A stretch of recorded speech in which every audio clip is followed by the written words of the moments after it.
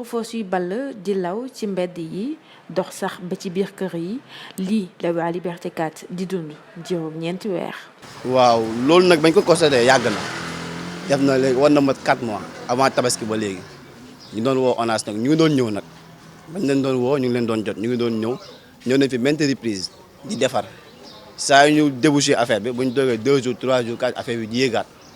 ndax ñoom moom dañ leen di jaajëfal parce que saa yu ñu leen woowee man mi ngi nii dama dem ba dañ maa xàmmee saa yu mel ne kër ñu dem Abdou Mané lu xewat ma leen affaire yi bay jugati naka de boobu yëpp centrale bu nekk jëppal boobu moo amoon problème après si la commencé koñ yëpp commencé inondé parce que affaire bi daanu woon jàll moo waral ne bañ demee ba angle ba fee loolu ngeen fa gis noonu fëkk boobu noonu am fa parce que affaire bi daanu woon wàcc mais saa yu ñu doon woo bu ñu leen woowee man saa yu ma leen woo damay ñu jot nag mosuma leen woo ñu bañ maa jël moo leen woo dinañ ma jox numéro moo toogee quelques jours dinañ ñëw débouché affaire mais saa ñu ko débouché day yéegaat bu ñu toogee 2 jours day yéegaat naka boobu dafa am tuyau bu toj nag parce que bañ leen waxee dañ ne seen éléments yi dañ dem ba dañuy jàppoon parce que du woon fii rek que bouché woon du woon Liberté 4 ñu ngi woon si yeneen secteurs yi mais man saa ma doon contacté bu ma toogee 2 jours 3 jours dinañ ma woo na ma ñëw na bu ñu ñëwee ma guidé leen ñu débouché affaire yi mais saa ñu ko débouché woon da doon jugaat non juróon nañ jafe-jafe bu métti sax parce que xet bi di ko nooy baaxu kenn mënu koo résister mais dañuy instant yi moom bu ñu demoon hôpital dinañ diagnostiqué dinañ ñu génne ay maladies mais ñàkk pexe ñoom tam ñu ngi doon ñëw ñu ngi si doon jàpp mais sonal nañ moom sonal nañ bu baax xet bi mënoo toog te du la sonal waaw moo indi ay soj yoo yeeg affaire yi yëpp di génn mais vraiment ñoom ñu ngi ñuy taxaw démb rek ñëw nañ démb fii lañ nekk wax ñun 21h ba 4h du matin. changé tuyaux yi rek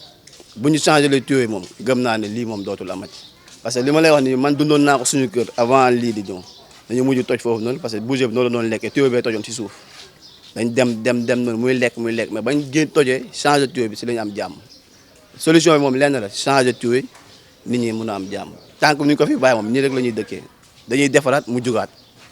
loolu rek mooy suñu. waa Liberté 4 nag ni jafe-jafe ndoxu foos yi ñuy dund diiru ay weer du bulet. waaw yàqal nañu en fait lu bëri parce que déjà waxuma sax côté matériel bi mais santé xale yi surtout quoi donc depuis 4 mois moom la ñuy dund nag par contre gis nga dama obligé toj sama miir fële parce que day dugg sama biir kër donc damay obligé toj fële pour su duggee mu mën a génnaat encore quoi xam nga léegi dañuy obligé bon tous les jours ñu jël eau de javel ak tout ça. def koy mélange ko def kii yëpp pour au moins nit ñi mën a di jàll sax ak yooyu quoi ndax xet beeg affaire yooyu bon boo si aussi ak ñi nga xam ne am na ay kii ñu koy waxee sax ñi nga xam ne dañu ñu aussi dañu si jàppale comme ku mel ni suñu grand bi taxaw ni ñu koy wax jaw vraiment quartier bi moom lu fi mënti kii sax moom moo fi taxaw moom sincèrement su dul woon moom sax xam nu ñuy def day bàyyi yiteem yëpp mi ngi dëkk ba fële c'est vrai que touché ko sax mais. comme Liberté 4 dëkk rek dafa mel ni këram la nekk moom aussi quoi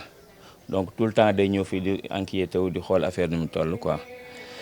mais vraiment dafa xaw a compliqué quand même surtout pour xale yi. waaye il paraît que bon am nañu gars yi commencé nañu bon waa ONAS yi commencé nañu ñëw suuf fële ñu ngi commencé ay début de solution quoi bon mais ba léegi bon je sais pas des na xam naa peut-être quoi je sais pas c'est dû à quoi mais daal. il paraît que fële ñu ngi commencé def ay affaires quoi voilà. mais man xam nga du ma technicien voilà donc du coup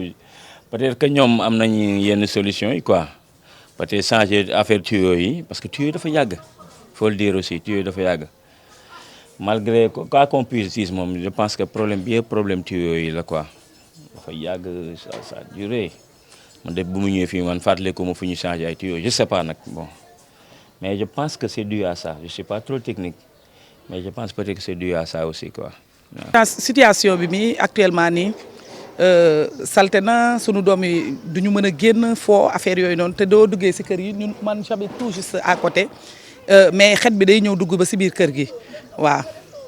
ñaata temps la duré. ah ça a duré de est-ce que amul plus de 2 mois parce que yàgg na tuuti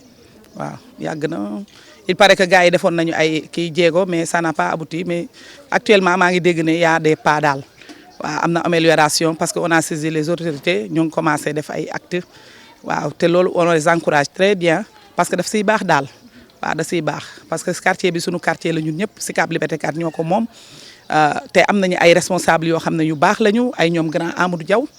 waaw ñu ngi kontaan si ñoom. ah situation bi comme c'est déjà acquis waxante nañu ak autorités yi nee nañ ñoo ngi ñëw ils sont sur le terrain canalisation bi il paraît que fële au niveau de Dieuppeul foofu la bloqué mais actuellement ñoo ngi ñëw di wàcc si te on espère que ça va améliorer daal waaw loolu laa si gis daal. waaw situation bi de moom comme ni ngeen ko gisee rek métti rek ci ñëpp parce que même ñi nga xam ni ils ne sont pas affectés directement quand même ay dëkkaale lañu ay mbokk lañu parce que Liberté 4 quand même c'est un vieux quartier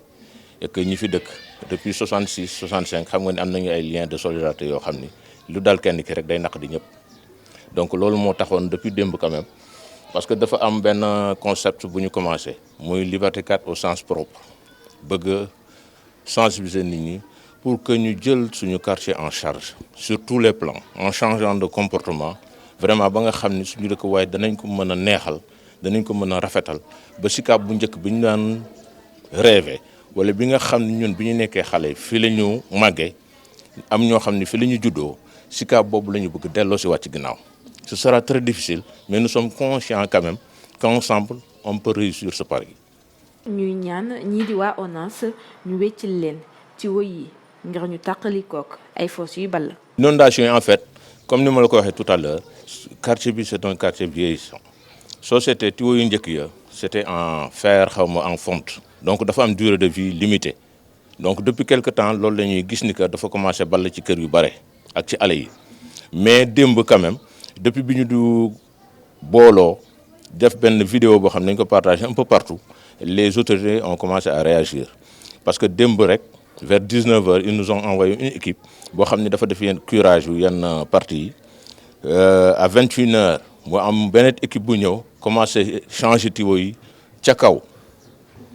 mais le véritable problème en fait se trouve à Dieuppeul parce que Dieuppeul en face au champ bi dafa am benn chantier boo xam ni grue ba ñu teg dañ ko teg malheureusement ci kaw canalisation bi donc loolu moo ñu indil problème yi yëpp mais nag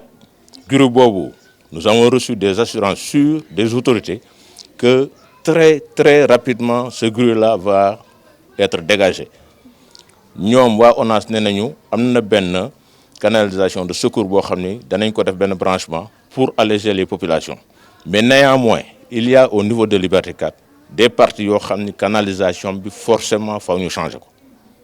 te le mieux il faut prévoir parce que lii bu ñu ko changer nee naa bu fileeg déwén incha allahu rabi dana am yeneen problème yu judduwaat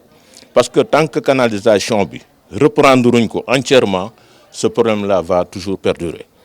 mais pour l'instant sincèrement ñu ngi remercier waa ONAS di leen encourager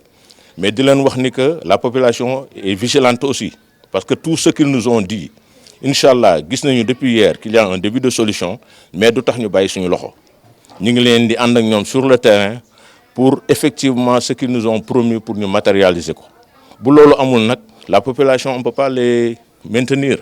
parce que aussi dégg ngeen ko am na ñoo xam ne depuis 3 mois 4 mois suñu voisin bi leen doon wax ak léegi keroog bi muy tudd dafa obligé jël tudd gi transférer ko ci kër bàjjanu jabaram rafetul parce qu'il pouvait pas recevoir les gens chez lui ak keneen ak keneen dégg naa am na benn maire boo xam ne depuis mu jógee Màkka bëggoon na recevoir ay mbokkam mënu ko ndax ndox yi am nañu yaakaar ni daal autorité liñ ñu wax te gëm nañ ko jusqu'à la preuve du contraire que danañ ñu taxaw pour que lii doon de vieux souvenirs au niveau de Liberté 4 je vous remercie.